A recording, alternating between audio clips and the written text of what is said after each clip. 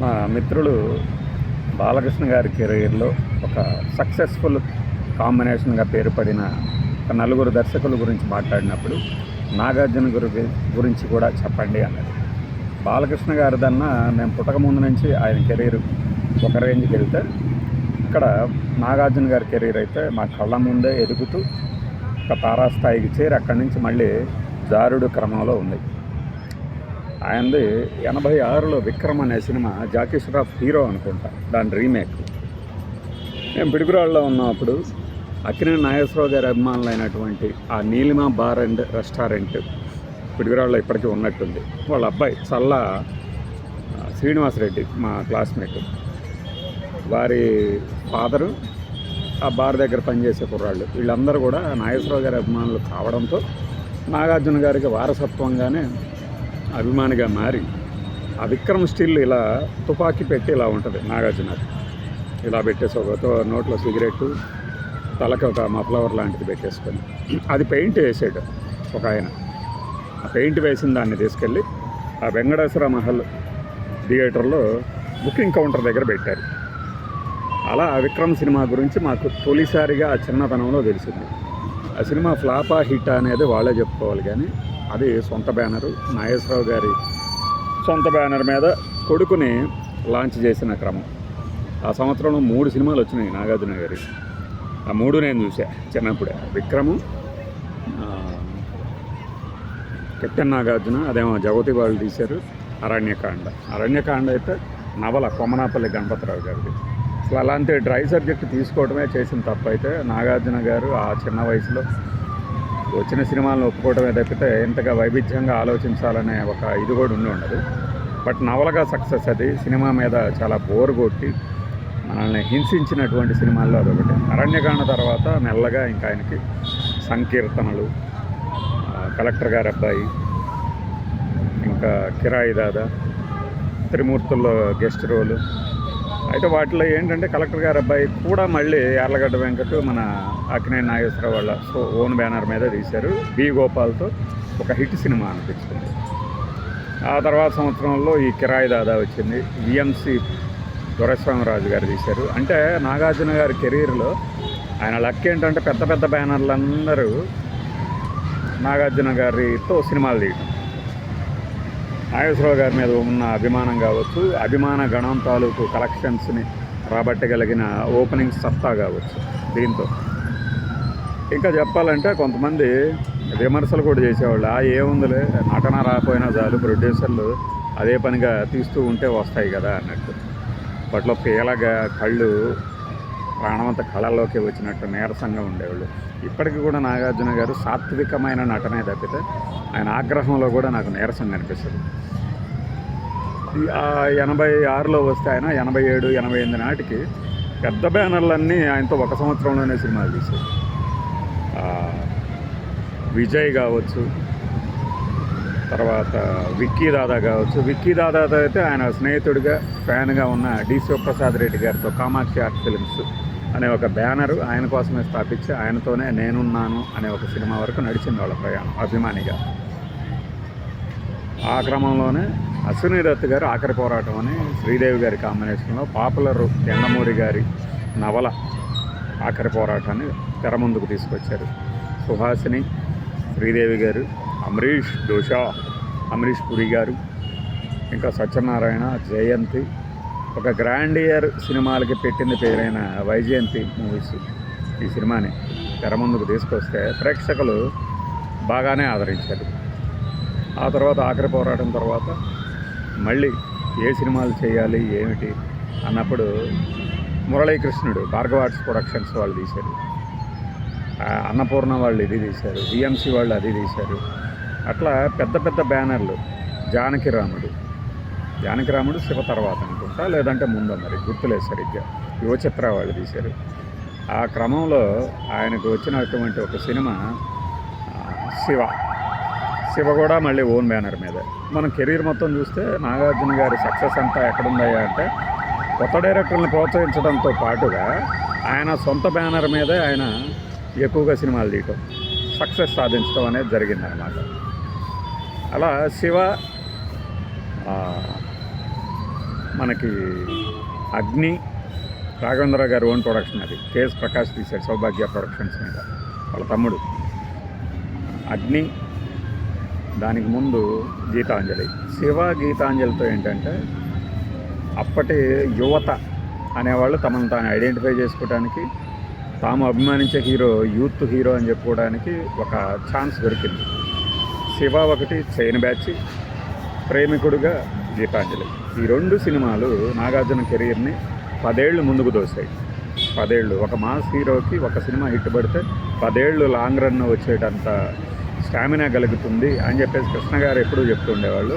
అది వెనక్కి వెళ్ళి చూసినా ఆ సూత్రం సక్సెస్ అయింది, ముందుకు వచ్చి చూసినా ఆయన చెప్పిన తర్వాత చూసినా సక్సెస్ అయింది.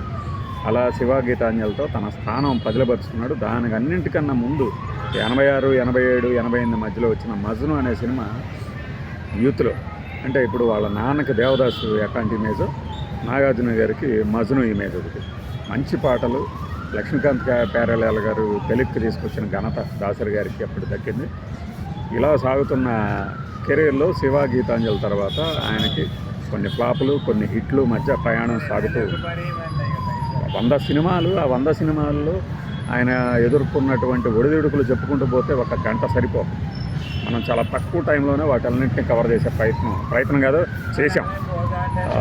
శివ తర్వాత అగ్ని అనే ఒక పెద్ద బండబడిందని చెప్పాం కదా, ఏది మన శాంతిప్రియ హీరోయిన్, రాఘవేంద్రరావు గారి అభిరుచికి తగినట్లుగా అందులో పాటలు కూడా ఉన్నాయి.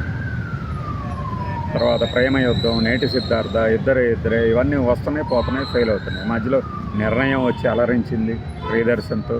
చైతన్య, ప్రతాప్ పోతన్ గారి దర్శకత్వం. Killer, Fazil direction. ఫహద్ ఫాజిల్ అనే ఇప్పుడు ఒక విలన్ ఉన్నాడు కదా, ఈ ఫాజిల్ అనే డైరెక్టర్ కొడుకే ఆయన. ఈ మధ్యనే మాకు తెలిసింది అది. ఫాజిలు తెలుసు, ఫహద్ ఫాజిలు తెలుసు, కానీ వాళ్ళిద్దరు తండ్రి కొడుకులు అని తెలియదు. ఫహద్ ఫాజిల్ తండ్రి, ఫాజిల్ డైరెక్ట్ చేసిన సినిమా కిల్లర్ సినిమా విషయంలోనే ఇండస్ట్రీలో ఇది హిట్ ఆఫ్ ఫ్లాప్, అద్భుతమైన కలెక్షన్స్ వచ్చినాయి అంటే కృష్ణ గారు చాలా సూపర్ హిట్ అయింది, ఇది మంచి కలెక్షన్స్ వచ్చినాయి అని చెప్పడంతో తానెంతో అభిమానించే హీరో కృష్ణ గారే ఈ సినిమా హిట్ అని చెప్పారు అని శివరంజన్ పెద్ద సెంటర్ స్టేజ్లో వేస్తే ఇంటర్వ్యూలో, అందులో ఒక్క లైన్లో కృష్ణ గారి ప్రస్తావన ఉంటే నాకు ఆ 91లో వచ్చిన ఇంటర్వ్యూ తాలూకు సారాంశం ఎప్పటికీ గుర్తుంది. కృష్ణ గారితో ఆయనకున్న అనుబంధం తక్కువే అయినా కూడా సినిమాల్లో నటించింది 2 సినిమాల్లో వారసుడు, రాముడు వచ్చాడు. ఈ కిల్లర్ గురించి మాట్లాడటంతోనే కృష్ణ గారి పట్ల ఆయనకున్న అభిమానం ఏంటో మనకు అర్థమైంది. అప్పటి నుంచి ఇప్పటిదాకా ఫాలో అవుతూనే ఉంటాం కదా సినిమాని. అలా కిల్లర్ తర్వాత మళ్ళీ ఇది కాదు అసలు అందరూ ఆమోదించే, అందరూ ఇది హిట్ అని చెప్పుకునేలాగా ఒక యునానిమస్ హిట్ ప్రెసిడెంట్ గారి పెళ్ళాం కోదండరామిరెడ్డి గారు ఇచ్చింది. ప్రెసిడెంట్ గారి పెళ్ళాం తర్వాత మళ్ళీ అల్లరాలుడు, రక్షణ, ఉప్పలపాటి నారాయణరావు. అంతకుముందు జైత్రయాత్ర అనే ఒక సినిమా తీసేది ఉప్పలపాటి నారాయణరావు గారు, నాగార్జున విజయశాంతితో. ఈ రక్షణ తర్వాత మళ్ళీ వారసుడు, ఈవి సత్యనారాయణ డైరెక్షన్లో. వారసుడు తర్వాత అంతకుముందు గోవింద మన అశ్వనీదత్ గారు తీసిన రాంగోపాల్ వర్మ డైరెక్షన్లో అంతం ఒకటి వచ్చిపోయింది. అంటే వీళ్ళు హిట్లు ఫ్లాపులతో సంబంధం లేకుండా కొన్ని వైవిధ్యమైన సినిమాలు తీసుకునే దర్శకులు, హీరోల్లో నాగార్జున గారు ముందు ఉంటారు. అందులో ఈ చెప్పిన సినిమాలు. బట్ సినిమా హీరోగా రాణించాలి, నిర్మాతలు మనతో సినిమాలు తీయాలంటే కలెక్షన్స్ రావాలి, ఆ కలెక్షన్స్ రావాలంటే మాస్ సినిమాలు తీయాలి. అందులో భాగమే ప్రెసిడెంట్ గారి పిల్లం, అల్లరల్లుడు, ఆ తర్వాత కోవలో నేను చెప్పిన ఈ వారసుడు, హలో బ్రదరు, క్రిమినల్ వచ్చి మళ్ళీ ఒక బ్రేక్ పడింది, మహేష్ భట్ తెలుగులో తీసి. ఆ తర్వాత క్రిమినల్ తర్వాత మళ్ళీ ఘరానా బుల్లోడు, సిసింద్రి తన చిన్న కొడుకుతో ఇది బేబీస్ డే అవుట్ని తెలుగీకరించిన సినిమా అది. ఆ తర్వాత వచ్చిన సినిమాలు ఘరానా బుల్లోడు, ఒక మాస్ సినిమాలు, ఆవిడ మా ఆవిడేలు. అక్కడ అయితే ఈ మధ్యలో తన కెరీర్ నెంబర్ 1 హీరోగా ఒక 2-3 ఏళ్ళు కొనసాగారు. అది ఎప్పుడయ్యా అంటే నిన్నే పెళ్ళాడతా, దానికి ముందు రాముడు వచ్చాడు, రక్షకుడు, నిన్నే పెళ్ళాడతా. ఆ సమయంలో నాగార్జున గారి క్రేజ్ ఎలా ఉండేదంటే అప్పుడున్న టాప్ స్టార్లు అందరికన్నా కూడా ఎక్కువ రెమ్యునరేషన్ ప్లస్ తమిళ సినిమాల మార్కెట్ కూడా క్యాప్చర్ చేశాడు. రక్షకుడు అయితే కేటీ కుంజుమోహన్, అది డ్యూయల్ వెర్షన్లో తీశారు కానీ కేవలం తమిళ కోసమే తీసింది కదా, మనం అది చూడవచ్చు, ఆ డబ్బింగ్ డైలాగులు కూడా పోతాం. నిన్నే పెళ్ళాడతాలో ఎంత కలెక్షన్స్ రాబట్టింది, అంతంతో పాటు ఎన్ని ఫ్యామిలీల్లోకి వెళ్ళిపోయిందంటే ఆ సినిమా. అసలు అందులోని ఆయిల్ పుల్లింగ్ అంటాం కానీ, రౌండ్ నెక్ టీషర్ట్స్ ఇప్పటికీ కూడా వీటన్నిటికీ తెలుగులో రావడానికి ఆద్యుడు అంటే అంత ముందున్నా కూడా నాగార్జున అని చెప్పాలి. అప్పట్లో అనుకునేవాళ్ళం నేను కృష్ణ గారు ఎన్ని రకాల కాస్ట్యూమ్స్ చేస్తారు, ఎంత గ్లామర్గా ఉంటారు, ఆయన వదిలేసి ఏంటి మోడలింగ్ రంగం అంటే ఈయన నాగార్జున గురించి చెప్తారు అని. అయితే ఆ తర్వాత తెలిసింది కృష్ణ గారు కూడా చాలా ఆఫర్లు వచ్చినా చెయ్యలేదు అని. అలా కెరీర్ టాప్ రేంజ్లోకి వెళ్ళిన తర్వాత నిన్నే పెళ్ళాడతా అది ఆ హిట్లు వచ్చిన తర్వాత కొన్ని ఫ్లాపులు, ఆవిడ మా ఆవిడలు తీసిన సినిమాలు పోతున్నా అన్నమయ్య అనే ఒక సినిమాతో ఆయనకి నేషనల్ అవార్డు రావడం. తాను ఏదైతే 94లో నేను దేవుణ్ణి నమ్మను అనే వ్యక్తి కాస్త 96లో దేవుడు ఉన్నాడు అంటాను అనే స్థాయికి మార్పు ఆ మనిషిలో వచ్చింది నాగార్జునలో.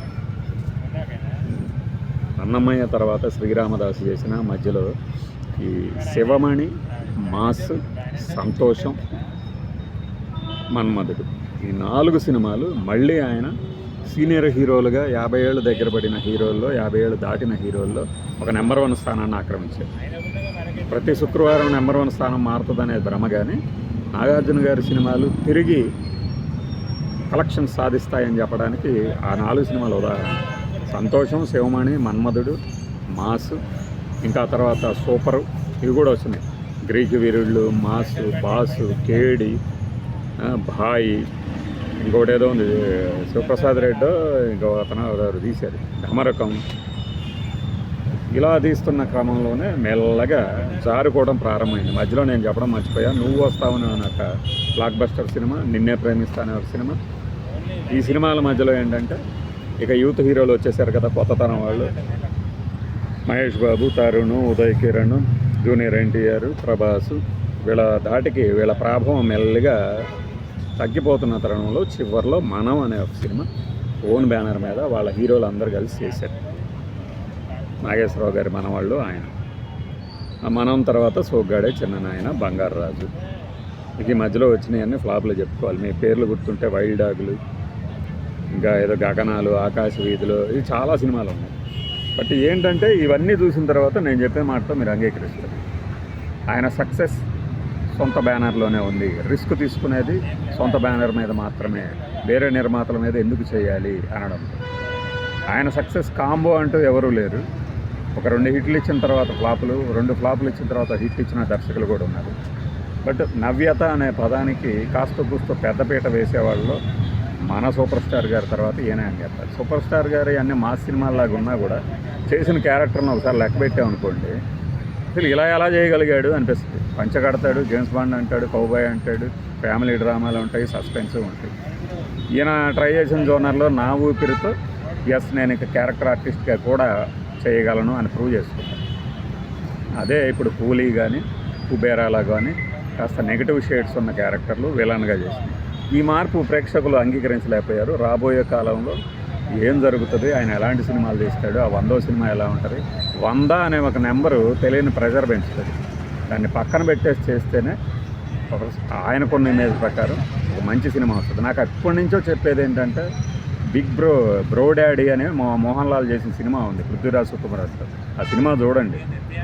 అది అఖిల్తో కానీ నాగ చైతన్యతో కానీ నాగార్జున చేస్తే సూపర్ హిట్ అవుతుంది. ఆ సినిమా చూస్తే నేను చెప్పింది మీకు అర్థం అవుతుంది. ఇది నాగార్జున గారి అభిమానుల కోసం, ప్లస్ సినిమాలని విపరీతంగా అభిమానించే వారి కోసం. బై.